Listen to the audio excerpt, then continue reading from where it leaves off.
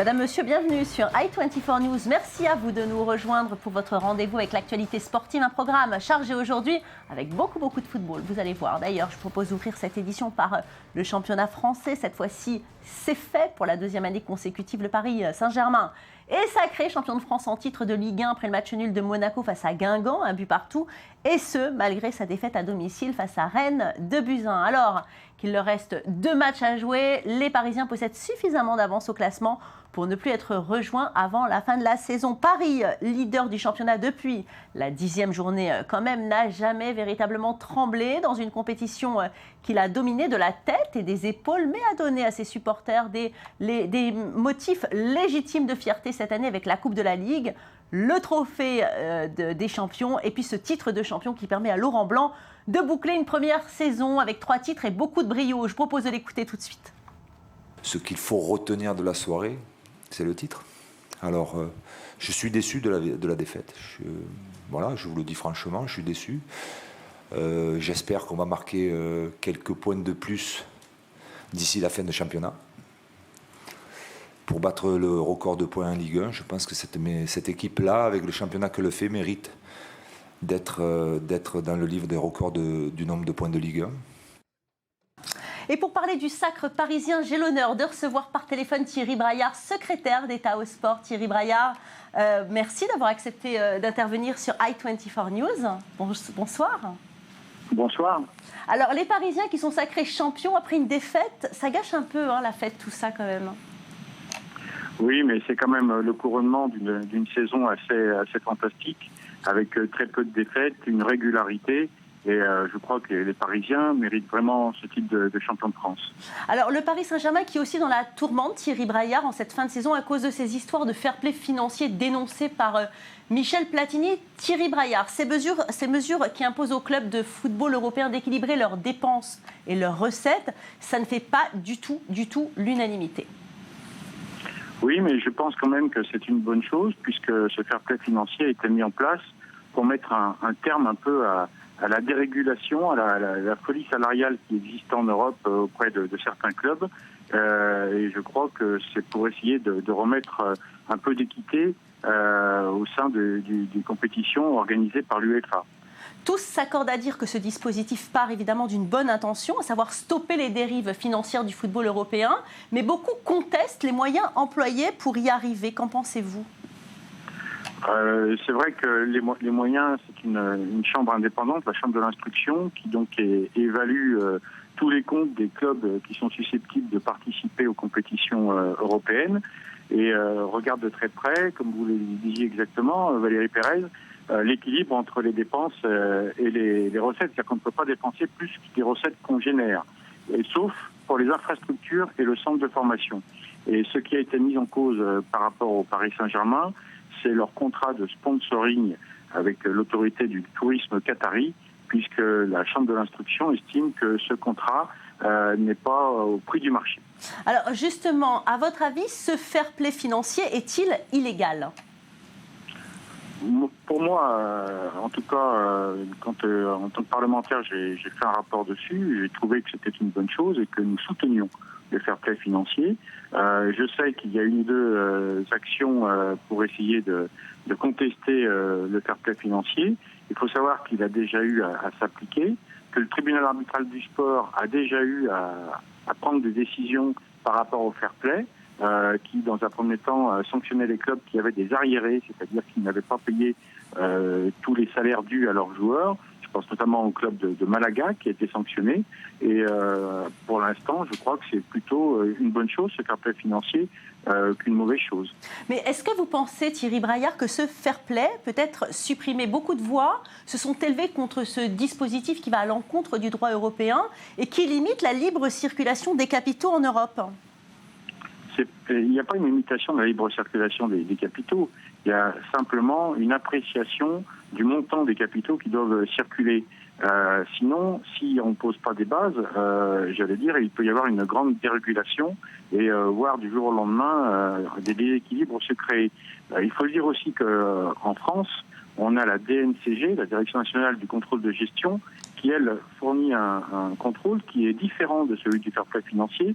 Donc c'est la raison pour laquelle les clubs français sont en saine situation financière par rapport à d'autres clubs en Europe, et je pense notamment à l'endettement, car les critiques qui sont venues ces derniers jours sur le fair play financier viennent du fait qu'il y a des clubs qui sont endettés et que cet endettement commence à prendre des proportions importantes.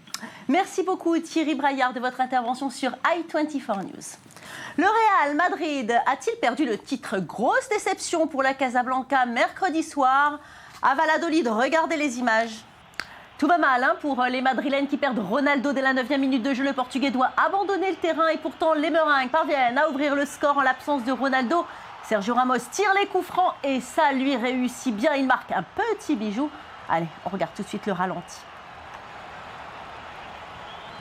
Mais malheureusement, les Blancs se relâchent au plus mauvais moment à quelques minutes de la fin et Valladolid réussit un hold-up parfait et égalise sur corner.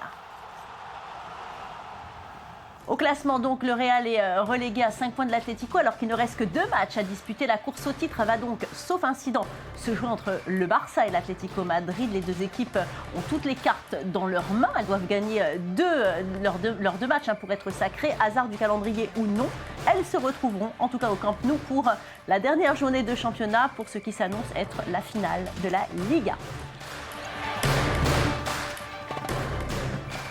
Cristiano Ronaldo est un phénomène du football. À seulement 28 ans, il a déjà gagné 2 ballons d'or et il accumule les buts sous le maillot de l'équipe du Real Madrid. Dans quelques jours, il affrontera l'Atlético Madrid en finale de la Ligue des Champions. Peut-être un trophée de plus au palmarès de ce phénomène du football, malgré un salaire mirobolant et une attitude parfois un peu orgueilleuse. CR7, comme on l'appelle, est l'idole de toute une génération. Gros plan sur une étoile qui va sûrement briller à la Coupe du Monde avec sa sélection, le Portugal. Regardez le reportage de Lise Barenbaum.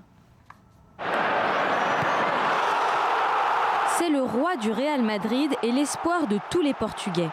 À 28 ans, Cristiano Ronaldo n'en finit pas d'épater les amoureux du football. Il vient d'envoyer la Casablanca en finale de Ligue des Champions grâce à un doublé époustouflant contre le Bayern de Munich. Arrivé au club madrilène en 2009 en provenance de Manchester United, son transfert bat alors un record, 94 millions d'euros. À l'époque, il a déjà remporté la Ligue des Champions avec les Mancuniens, ainsi que son premier ballon d'or. Et il n'a que 22 ans. Celui qu'on surnomme CR7 n'en est qu'au début de ses exploits. Mais son arrogance lui vaut les foudres du public. Pourtant, Ronaldo comptabilise aujourd'hui plus de 80 millions de fans sur Facebook. Et son pays, le Portugal, n'hésite pas à lui rendre hommage en grande pompe. Cristiano Ronaldo, je vous remercie pour votre contribution en sélection nationale. Je vous remercie pour ce que vous avez fait pour la diffusion du nom Portugal dans le monde. Je vous remercie pour ce que vous représentez pour le peuple portugais, les joies que vous nous donnez. Et je suis convaincu que vous allez continuer à nous émerveiller avec votre art. Avec ses cheveux gominés, ses bijoux et un musée à sa gloire, Ronaldo a souvent renvoyé une image bling-bling. Le Portugais est en fait issu d'une famille modeste. Il quitte son île natale de Madère à 12 ans pour aller jouer au Sporting Lisbonne. Repéré par Alex Ferguson en 2003, il part conquérir le monde en Angleterre. Depuis, son refus de la défaite en a fait un attaquant, aussi bien passeur que buteur, doté d'une technique fantastique. C'est aussi un bourreau de travail à l'hygiène de vie impeccable. Et il n'est pas prêt de prendre sa retraite. Je ne ferme jamais de porte. Je suis toujours disponible. Pour l'instant, je ne pense pas encore à la fin de ma carrière, parce que j'ai l'intention de jouer pendant quelques années encore. Mais après, on verra. La planète football le découvre également à travers sa rivalité avec Léo Messi. Entre les deux génies, c'est aussi la concurrence Barça-Real qui se joue. Malgré des rumeurs de départ, Ronaldo a finalement prolongé à Madrid jusqu'en 2018 avec un salaire de 21 millions d'euros par an. CR7 a réussi à détrôner son coéquipier Gareth Bale au classement des joueurs les mieux payés par le Real. Et 2013, c'est aussi l'année de son second ballon d'or. Comme je l'ai dit, j'ai toujours l'ambition d'améliorer mes propres records. J'essaie de gagner des titres et des trophées avec le club et avec mon équipe et avec l'équipe nationale. Et ça, c'est vraiment la cerise sur le gâteau. C'est une reconnaissance de nombreux sacrifices et d'un travail acharné. Aujourd'hui, tout son pays est derrière lui pour le mondial. L'ancien international Luis Figo ne tarit pas d'éloges sur l'attaquant. Le succès du Portugal dépend clairement du niveau de Cristiano pendant le tournoi. Après une année aussi exigeante, avec le championnat espagnol et la Ligue des Champions, il est évident qu'il est fondamental pour les performances de l'équipe. Nous espérons qu'il sera en super forme et que le Portugal ira aussi loin que possible. Avec 49 buts marqués en 44 matchs cette saison, le Comandante est à l'apogée de sa carrière. Et c'est le moment de votre revue de presse. Toutes les unes, les polémiques, les histoires qui concernent le sport, c'est maintenant et c'est avec Lise Barenbaum.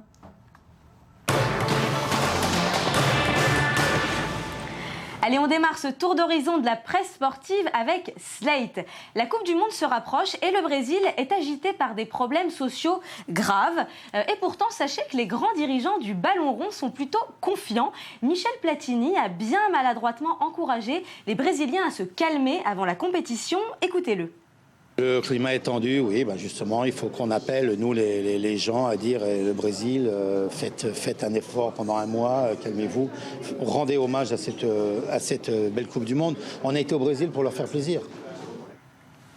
Et le président de la FIFA, Sepp Blatter, est aussi très serein. Il dit même en parler avec le bon Dieu et le pape qui lui donnerait toute sa bénédiction pour la Coupe du Monde. Blatter compte même faire voler une colombe blanche pour la paix avant le match d'ouverture. Tout ça n'a finalement rien à voir avec ce qui se passe en ce moment dans les rues de Sao Paulo. Allez, on passe à du rugby maintenant et le nouvel observateur revient sur la retraite de la semaine. Sébastien Chabal, le plus célèbre des rugbymen français, arrête sa carrière. Écoutez. Dimanche, je vais arrêter ma carrière de joueur de rugby, de sportif professionnel avec beaucoup de plaisir. À 36 ans, après 16 saisons au plus haut niveau, celui qu'on surnomme l'anesthésiste à cause de ses plaquages plutôt brutaux en a fini. L'homme des cavernes est aussi connu pour avoir marqué les esprits à cause de sa carrure hors du commun, 1m91 pour 115 kg, un physique hors norme qui a entraîné une vraie chabalmania. Les publicitaires se sont emparés de son image pour faire vendre des voitures, du parfum et même pour un organisme financier. Regardez.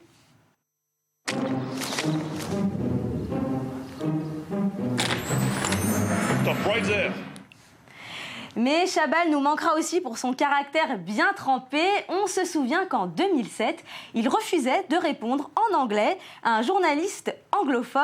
Écoutez. We are in France. We speak French. Ok. Merci. Espérons qu'il ne quitte pas les médias trop vite, en tout cas. Et puis regardez, Dani Alves a fait des émules. C'est le 20 minutes qui nous raconte que le joueur de Barcelone a des concurrents. Je vous rappelle qu'il a mangé une banane pendant un match de foot pour dénoncer les actes racistes dans les stades. Eh bien, le milieu sénégalais de Levante, Pape Diop, s'est lui aussi insurgé. Il a fait l'objet de cris de singe de la part de supporters de l'Atlético Madrid et il a décidé de répondre en esquissant quelques pas de danse comme vous le voyez. Son geste a été perçu comme une provocation de la part de certains joueurs du club madrilène et le match s'est achevé par un début de bousculade, un triste épilogue et on sait que ce n'est pas la première fois malheureusement que ça arrive dans un stade espagnol. Et c'est l'heure de notre top 5 de la semaine, les plus belles performances, les meilleurs moments, c'est tout de suite et c'est pour vous. Regardez, 5e position pour le championnat espagnol, les meilleurs clubs de Liga déçoivent. À 2 journées de la fin, le Barça fait match nul contre Retafe, 2 buts partout. L'Atlético s'incline 2-0 contre Levante et fragilise sa position de leader alors que la Casablanca se fait surprendre 2 partout contre Valence.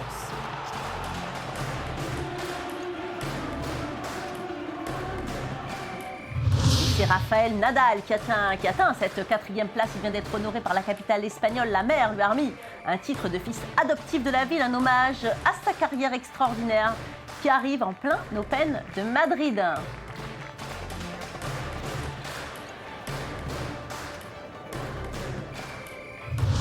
Marc Marquez a bien mérité sa médaille de bronze. Il a gagné le Grand Prix d'Espagne sur le circuit de Jerez. Une belle victoire pour l'enfant du pays devant Valentino Rossi et Dani Pedrosa. Mais surtout sa 4e victoire en autant de Grand Prix GP.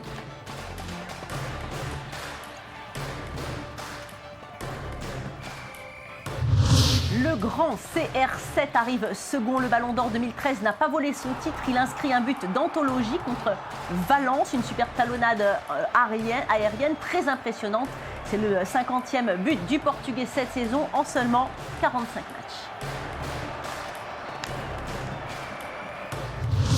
Mais le plus bel exploit de cette semaine, c'est bien évidemment celui de Kevin Durant, le basketteur d'Oklahoma City, qui a été sacré MVP. Il est le meilleur joueur de la saison 2013-2014. Il a marqué plus de 30 points en 12 matchs consécutifs. KD a véritablement dominé la NBA cette année.